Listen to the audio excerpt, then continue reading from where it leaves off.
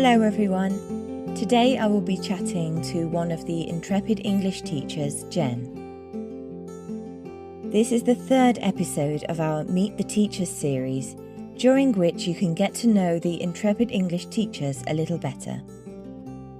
This podcast accompanies a blog which was written by Jen, and the link to that blog is in the episode notes. So let's get started.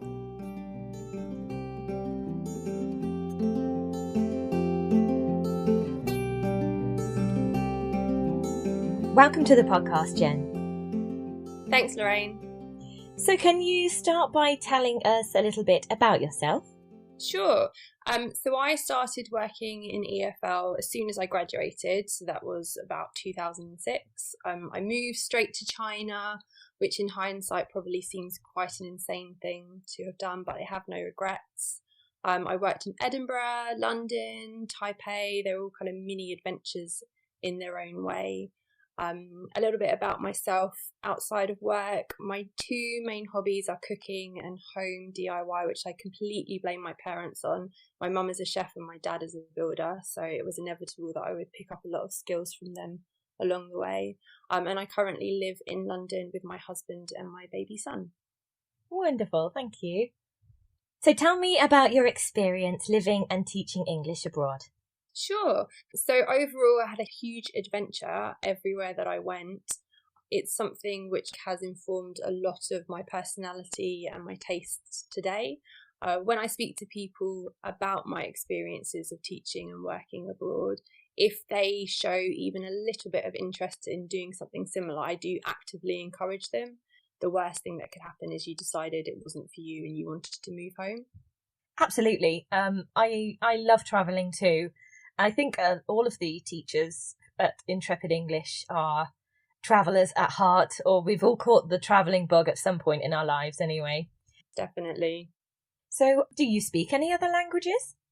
I do. I speak Mandarin Chinese and I am currently relearning French. Fantastic. And what do you like about learning languages?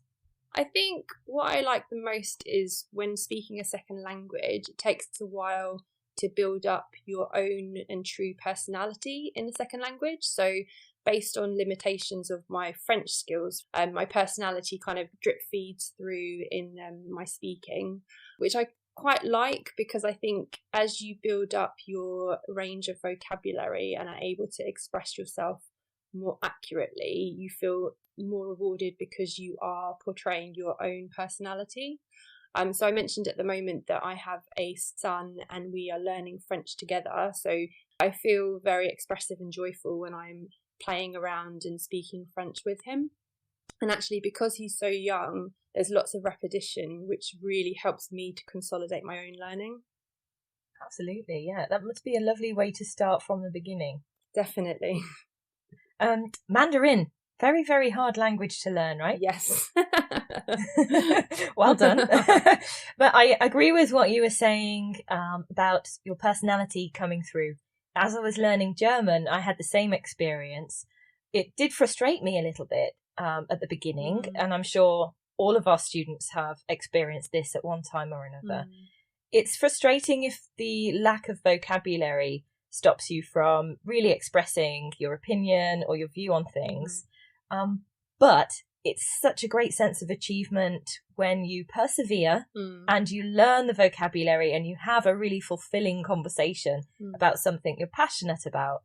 I think that that's such a great moment. So it's definitely worth sticking with it because you will have that feeling of pride very soon. Very rewarding when you get there. Absolutely. So what's the hardest thing about learning a language? So I'm sure Mandarin was a very different experience to French.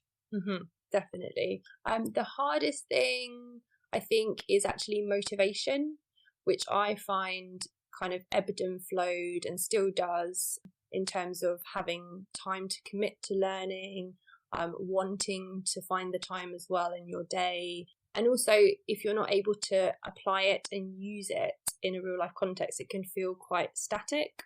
So overall, I'd say the hardest thing is motivation and keeping yourself focused on your goals and learning consistently, because it's quite easy to say, oh, I won't do any today, I'll pick some more words up tomorrow. All of a sudden a week's gone by and you haven't done anything, and then it becomes a lot harder to start again. How would you normally deal with that? Can you give our students any advice about how to tackle that problem if they feel a little bit demotivated? Sure. I think it's just about consistent habits. So one of the things which I do when I'm learning languages, or even when I'm reading books in my native language, is write vocabulary lists. So the idea is to note down any new words or phrases that you read or hear, so that you have a record of the new language to review when you have a spare 5 minutes. It's actually quite a simple idea, but it can be very effective. And then it makes your learning part of your everyday. I think it's just about developing habits like this that work for you in your own learning. I'm very similar to you in that I like to write things down, even get my coloured pens out, it's a physical thing for me. A lot of students find that they won't really carry around a notebook with them. So I found this really great tool, and there are many others like it, called Quizlet, which is an electronic flashcard program. So you can download the app on your phone and have it with you. And it's really easy to just flick through your flashcards and test yourself. And if you feel like you know the word, then you can just delete it. So you're only learning the words that you maybe have a little bit of trouble with.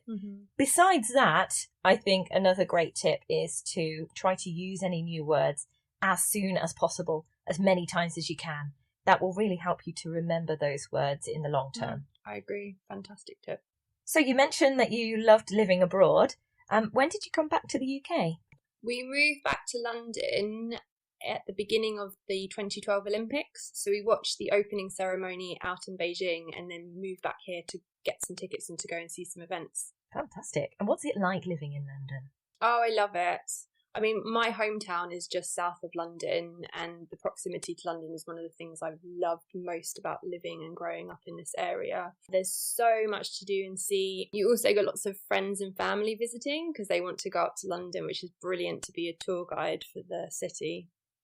You love Edinburgh as well, don't you? Of course I do. I lived up there as well for a while, which was a brilliant time. But yeah, Edinburgh's brilliant. I love it. Is there anything else you'd like to say to the Intrepid English students today? Just that I'm really looking forward to the opportunity to work with some of the students to help you feel engaged with your learning, to find topics of interest for you that are really going to propel your English learning forwards as well. That's wonderful. Thanks, Jen. Thank you for taking the time to talk to us today. Oh, my pleasure. Thank you, Lorraine. To find out more about Jen, you can visit her teacher profile on the Intrepid English website. Jen is often on hand to answer any questions that our students post in the Intrepid English Community. So feel free to drop by and say hello anytime. You can find the link in the show notes. Thanks for listening.